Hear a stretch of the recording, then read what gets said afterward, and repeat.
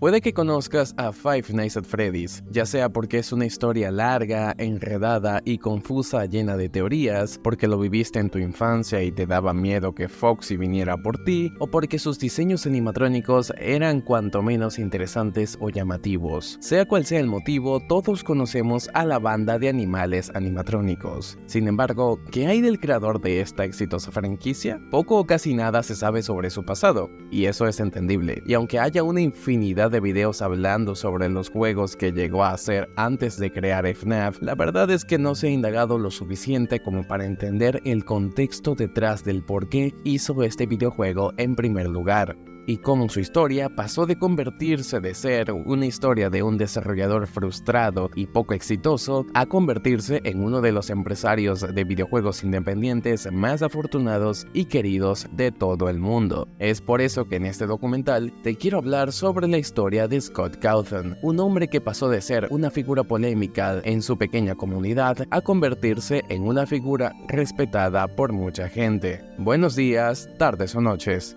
Y empezamos.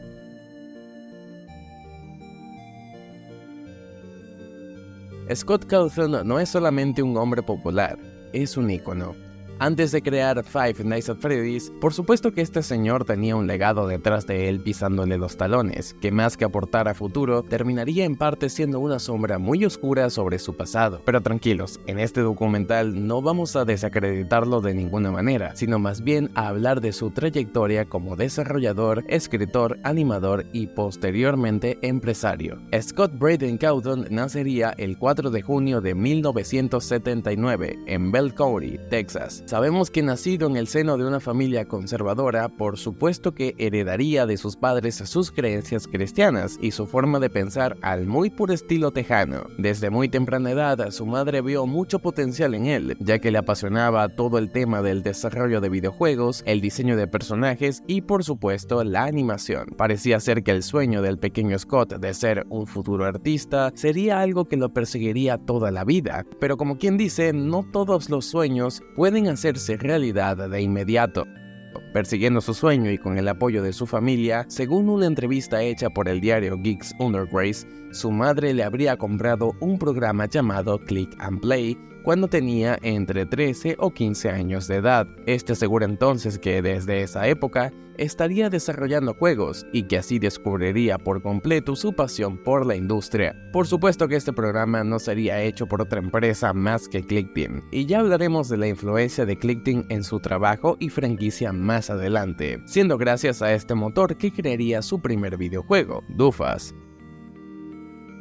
Este por supuesto que era un juego point and click en el que irías tomando diferentes objetos en el mapa capturándolos con el mouse. Un juego sencillo dibujado con Paint, pero ambientado en un mundo fantástico que el joven Scott solo podía comprender. De hecho, este juego aparecería como un troll game muchísimos años más tarde, siendo la versión de broma de Ultimate Custom Night antes de su salida. Es posible que gracias a Scott Cawthon la mayoría de ustedes haya sentido el llamado a convertirse en desarrolladores y así crear sus propias historias y mundos, pero como la mayoría, es muy probable que no sepan por dónde iniciar, así que les he traído una sorpresa en el video de hoy. Y están de suerte, ya que les presento a EVAC, la Escuela Británica de Artes Creativas y Tecnología, un sitio ideal donde podrás obtener todo tipo de cursos validados y certificados a nivel internacional, presentes en Brasil, Colombia, Perú y México, donde podrás aprender desde desarrollo de videojuegos, marketing, diseño, gaming y muchísimo más, instruyéndote en los motores de videojuegos más actualizados como Unity o Unreal Engine, mismos motores donde se crearon juegos como Five Nights at Freddy's Security Breach, Secret of the Mimic, Poppy Playtime o Bendy and the Ink Machine. Todos estos maravillosos cursos están dirigidos por profesionales en estas áreas que se asegurarán de que te especialices por completo y puedas cumplir tu sueño de ser el siguiente desarrollador independiente. Utilizando este pequeño código que verás en pantalla, PRO55, tendrás un 55% de descuento que te permitirá poder utilizarlo en cualquiera de los cursos disponibles para ti. Ve al enlace que te dejaré en la descripción suscripción para que puedas acceder a los cursos o también utilizando el código que ves en pantalla. Recuerda que esta es una oportunidad de oro que no puedes desaprovechar, y menos si se trata de tu propio futuro. No esperes más y conviértete en el siguiente ícono del gaming. Volviendo con la vida de Scott, el hecho es que el joven Cawthon, entusiasta de los videojuegos, ya tenía pavimentado un camino sobre el cual caminar. Solamente había que atravesarlo. Fanático de videojuegos clásicos de Nintendo como Super Mario, Mega Man y, como no, de la saga de Metroid. Tan fanático era de estos juegos que de hecho llegó a crear en algún momento un fangame de Metroid llamado como Ripped Worlds, que combinaba de manera extraña otros videojuegos e incluso hasta había un cameo de él mismo. Ya para 1996, Scott Cawthon empezaría a formalizar su aprendizaje en el Instituto de Arte de Houston, graduándose como Bachelor of Fine Arts en animación por computadora o licenciado en Bellas Artes por animación en computadora. De esta manera empezaría el curso de Scott Cawthon para ser un auténtico creador, animador, desarrollador y productor de sus propias invenciones, sin dejar atrás, por supuesto, sus raíces como cristiano. Sin embargo, aunque pueda decirse fácil, la verdad es que no lo fue. Durante sus primeros años como artista empezó creando modelos y texturas usando el programa 3ds Max.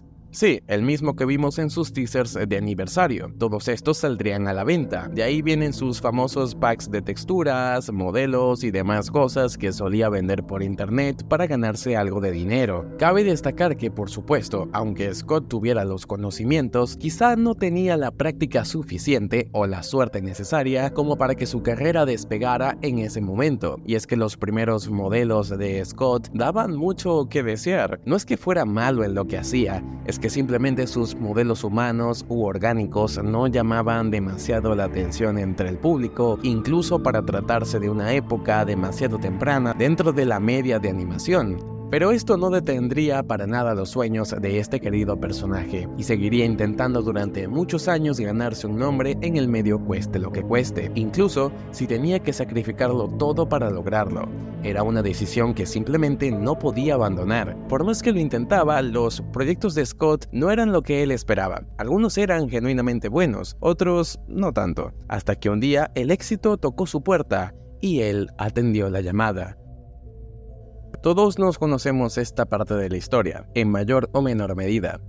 Una youtuber conocida como Jim Sterling subiría una dura crítica hacia uno de sus juegos antiguos, Chipper & Sons Lumber Co., donde resaltaba varios aspectos negativos que tenía este juego, incluidas sus aparatosas y confusas mecánicas, su pobre historia y, como no, sus diseños de personaje, los cuales recordaban más a mascotas animatrónicas que a animales de verdad, dándoles un aspecto espeluznante en lugar del tierno que Scott quería reflejar. Aunque esta parte de la historia es cierta y en parte Jim Sterling terminaría convirtiéndose en una de las mayores críticas del trabajo de Cawthon, incluso años después de haber lanzado FNAF, permitió que Scott tomara una decisión que le cambió la vida. Recordemos que Cawthon en aquel momento estaba en una etapa muy crítica de su vida. Si continuaba creando juegos, estos terminarían siendo una completa pérdida de dinero para él y su familia, por lo que haría una apuesta final: trabajar en un último juego durante un tiempo determinado y usar todo lo que tenía disponible. De entre todas las opciones, tenía pensado hacer un videojuego de terror por primera vez en toda su vida. Se sabe por anécdota de él mismo que, aunque en un principio esta crítica de Jim sería una más del montón que había, esta la marcaría notablemente, pero hubo una chispa que se encendió dentro de su cabeza. Pensó que tal vez si podría combinar su más grande virtud con su más fuerte debilidad, quizás, solo quizás, podría trabajar en un proyecto que llamaría la atención de todo el público. Así fue como a lo largo de todo el año 2014, Scott se pondría manos a la obra para trabajar en un proyecto secreto. Este nuevo juego sería uno de survival horror, donde estaría sentado en una oficina para vigilar un abandonado restaurante con mascotas animatrónicas. Las mismas que alguna vez hizo parecer tiernas, ahora jugarían un papel distinto, mucho más siniestro, al ser entes que fueron poseídos por fantasmas de niños. Pero bueno, cuando el juego ya iba en buen rumbo, obtuvo el apoyo de su familia más que todo, pero necesitaba desesperadamente que este juego fuera financiado de alguna manera para poder empezar a trabajar en él al 100%. Todos sabemos que inició un Kickstarter donde obtuvo la estrepitosa cifra de $0. Este fracaso frente a las donaciones que esperaba, por supuesto que desmotivó muchísimo a Scott, pero al menos le quedaba el alivio de que su familia podría apoyarlo, motivando a sus hijos a jugarlo si les compraba helado, convirtiéndose Ian y Braden Cawthon en sus primeros y únicos beta testers. Casi sin esperanzas, Scott Cawthon lanzaría su juego en Desura un 8 de agosto de 2014, y 10 días más tarde lo haría a través de lo que antiguamente se conocía como Steam Greenlight, un sitio de Steam que te permitiría poder publicar tus juegos y buscar la aprobación de la plataforma. Y tuvo suerte. Five Nights at Freddy's fue aprobado. ¿Y saben qué? Fue un rotundo éxito. El juego explotó de manera masiva. Cientos y cientos de youtubers y creadores de contenido en aquel momento empezaron a jugarlo, a hacerle reviews, gameplays e incluso surgirían las primeras teorías. Esto fue una sorpresa para Scott, ya que era su primer juego que recibía esta enorme aprobación del público y no la esperaba. Mientras más contenido se hacía sobre el juego, más se daba a conocer y mucha más gente empezó a jugarlo. Y los números solamente subían y subían. Más y más gente lo conoció y rápidamente se popularizó a un nivel masivo. Five Nights at Freddy's se habría convertido entonces en el fruto de un año entero de arduo trabajo y esmero que finalmente daban resultados. Él sencillamente no podía creerlo. ¿Se había ganado este mérito gracias a su esfuerzo? ¿Sería acaso un regalo divino tras tantos años de devoción y trabajo duro? La verdad, no lo sabemos. Lo que sí sabemos es que apenas Scott probó el éxito, decidiría no soltarlo. Después de analizar toda su historia y ver cómo fue su trayectoria, si me lo preguntan de manera personal, creo que Scott le debe su éxito al hecho de que es un hombre con mucha suerte. Durante la realización de este documental, llegué a considerar que Scott Cawthon era en parte un desarrollador mediocre, por no haber mejorado en nada, tanto por sus animaciones, diseños, nivel o historia. Sin embargo, la lectura no es del todo cierta. No creo que sea una persona mediocre, pero tampoco creo que sea tan talentosa. Creo que después de tantos años haciendo juegos fallidos, llegó su momento. Hizo un juego que fue impactante y tuvo el reconocimiento que tanto había buscado. Porque por más críticas que recibiera, por más rechazo que obtuviera haciendo sus juegos o películas, o por más que siempre parecía que llegaba a estar al borde de perderlo absolutamente todo, Scott no se rindió. Para mí el mayor don que tuvo este don no fue que supiera animar o programar, sino que a pesar de todo el fracaso que obtuvo, los golpes de la vida, los rechazos, este señor jamás se rindió, jamás se dejó caer y jamás dejó que sus sueños se apagaran. Esta, señores, es la historia de Scott Cawthon. Puede que te agrade o no, eso te lo dejo a tu criterio, pero para mí es un ejemplo de resiliencia y perseverancia. Un hombre que por más errores que cometa, jamás dejó de intentarlo. Yo veo esta como una oportunidad de inspiración, y sé que muchos de los que pueden estar viendo este video hayan sido inspirados en parte por su saga para empezar sus propios proyectos. Yo creo que, como bien dice una película que muchos conocen, del fracaso se aprende, y del éxito, no mucho. Te habló Profe6, me despido por el documental de hoy, y nos vemos hasta la próxima.